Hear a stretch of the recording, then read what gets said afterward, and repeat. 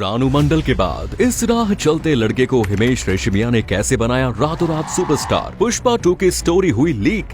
झुकेगा नहीं। जानकर पठान के डायरेक्टर के भी पसीने छूट गए। मशहूर यूट्यूबर ध्रुव राठी को क्या हो सकती है जेल, कारण जानकर आप दंग रह जाएंगे। भाई एक बिहारी सब पे भारी, ये बात सच कर दिखाई बिहार के रहने वाले इस लड़के ने, जिसका एक गाना गाते हुए वीडियो जिंदगी ने मोड़ लिया कैसा सोशल मीडिया पर इस कदर वायरल हुआ, जिसे देख इंडियन आइडल के कंटेस्टेंट समेत जजेस भी दीवाने हो गए हैं। घर वालों की नाराजगी के बावजूद भी ये घर से दूर जाकर गाना गाते हुए वीडियो रिकॉर्ड करता है तमन्ना हमें तुम्हें दुल्हन बनाए। और देखते ही देखते ये इतना वायरल हो गया कि पूरे भारत में लोग इसे पहचानने लगे। तब जाकर इस पर नजर पड़ी हिमेश की। फिर क्या, इस लड़के को इंडियन आइडल के मंच पर आने का मौका दिया गया। यहाँ तक कि हिमेश रेशमिया ने तो इस लड़के को अपना एक गाना गाकर सुनाने का चैलेंज भी दे दिया। अगर वो ये गाना ठीक तरह से गा दे तो उसे हिमेश अपनी एल्बम में गाने का मौका देंगे। जिसके बाद इस लड़के ने ऐसा गाया कि तेरे बिन अधूरी है।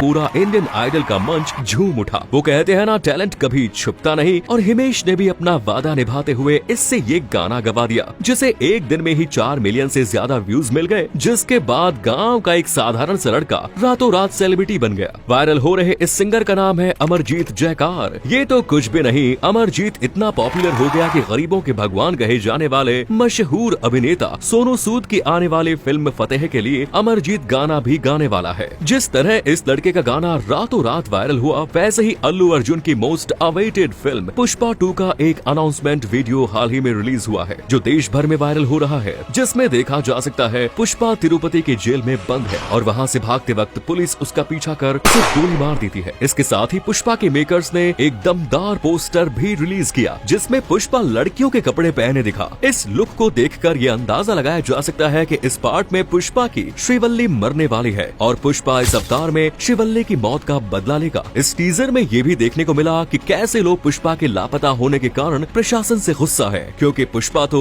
गरीबों का मसीहा जो ठहरा। और पुष्पा के लिए लोगों का प्यार देखकर यही लगता है कि इसमें पॉलिटिकल एंगल भी डाला गया है, तभी तो इस फिल्म का नाम पुष्पा द रूल रखा गया है। इसके अलावा इस सीन में जब पुलिस बताती है कि ये पुष्पा की शर्ट है जिसमें 8 गोली लगी, वैसे ये शर्ट तो पुष्पा ने पहले पार्ट में पहना था। अब पुष्पा के पहले पार्ट की कहानी तो आप सभी को याद ही होगी, जहाँ पुष्पा और इंस्पेक्टर शेखावत के बीच एक जबरदस्त फेस ऑफ हुआ। उसके बाद पुष्पा शादी करने चला गया। वहीं शेखावत ने पुष्पा के दिए सारे पैसे जला दिए और इन दोनों के बीच की लड़ाई पैसे से ज्यादा इज्जत पर आ चुकी है। यानी पुष्पा 2 की शुरुआत होगी शेखावत और पुष्पा के बीच महायुद्ध से, जिसमें शेखावत ही जीतेगा। दूसरी ओर पुष्पा के कई दुश्मन भी मौजूद हैं जो श्रीवल्ली को मार डालते हैं। सूत्रों के माने तो पुष्पा 2 में रश्मिका की जगह साउथ की सुपरस्टार साई पल्लवी को बतौर लीड एक्ट्रेस कास्ट किया जाएगा। और पुष्पा 2 में पुष्पा सिर्फ इंडिया में ही नहीं बल्कि चीन, जापान, सिंगापुर जैसे एशियन कंट्रीज में भी लाल चंदन की स्मगलिंग करता दिखेगा। जैसा कि हम जानते हैं कि पुष्पा के पहले पार्ट की हिंदी डबिंग की थी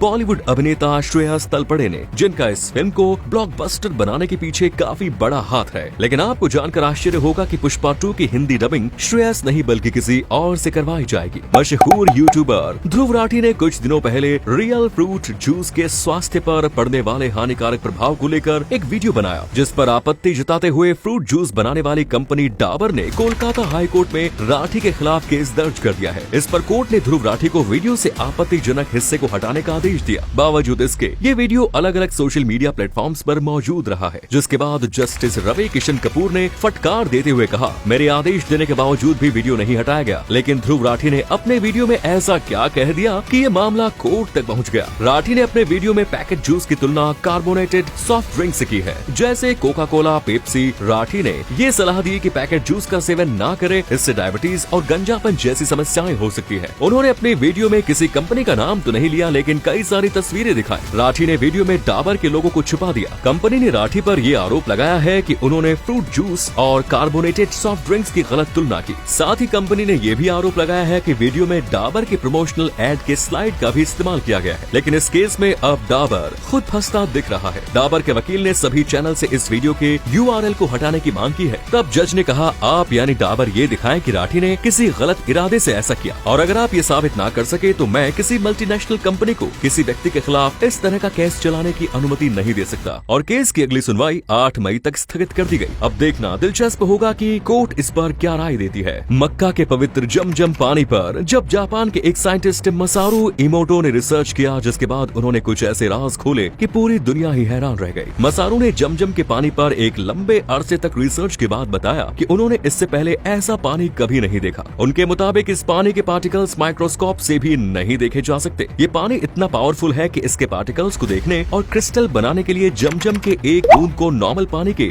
हजारों बूंदों से मिलाना होगा, तब जाकर इसके पार्टिकल्स को देख पाना और क्रिस्टल बनाना मुमकिन हो जाएगा। एमोटो ने एक और हैरान करने वाला खुलासा किया। उन्होंने बताया कि जब जमजम पानी की एक बूंद को नॉर्मल पानी के हजारों बूंदों के साथ मिलाया जाता है, तब उस नॉर्मल पानी में भी वही गुण आ जाते हैं जो जमजम की एक बूंद में होता है। ये दुनिया का इकलौता ऐसा पानी है जो कभी खराब नहीं होता। इसके अलावा इस पानी में कभी भी कीड़े मकोड़े नहीं पनपते। एक और खास बात, इसके क्रिस्टल्स हमेशा एक जैसे ही होते हैं। दोस्तों, अंग्रेज हम पर कभी राज नहीं कर पाते अगर इस गद्दार ने उनका साथ ना दिया होता। इंडिया पर राज करने के लिए और अपना व्यापार बढ़ाने के लिए ईस्ट इंडिया कंपनी को पैसों की जरूरत थी, और उस वक्त ईस्ट इंडिया कंपनी तो क्या, पूरे ब्रिटिश राज के पास भी उतना पैसा नहीं था। यहीं पर नाम आता है देश के इतिहास के सबसे बड़े गद्दार का, वीरजी बोहरा, जो सूरत का बहुत ही अमीर व्यापारी था। रिकॉर्ड्स के मुताबिक वीरजी की कुल संपत्ति उस वक्त थी 80 लाख रुपए। वीरजी का मूल कारोबार मिर्च, हल्दी जैसे मसालों की जमाखोरी करना था, और फिर वो उनके दामों को मैनिपुलेट करके बहुत सारा पैसा कमाते। इसी कारण ब्रिटिशर्स उसे सोल मोनोपोलिस्ट कहते थे, और फिर यही व्यापारी 17वीं शताब्दी में ईस्ट इंडिया कंपनी का सबसे बड़ा क्रेडिटर बन गया। वीरजी का यही पैसा अंग्रेजों ने भारत के व्यापार को बर्बाद करने और हम पर राज करने के लिए इस्तेमाल किया। वीरजी सिर्फ ईस्ट इंडिया कंपनी के लिए नहीं, बल्कि मुगलों के लिए भी पैसों का सोर्स था। सिर्फ छत्रपति शिवाजी महाराज ने वीरजी को ऐसा सबक सिखाया कि वो फिर कभी उठ खड़ा नहीं हुआ।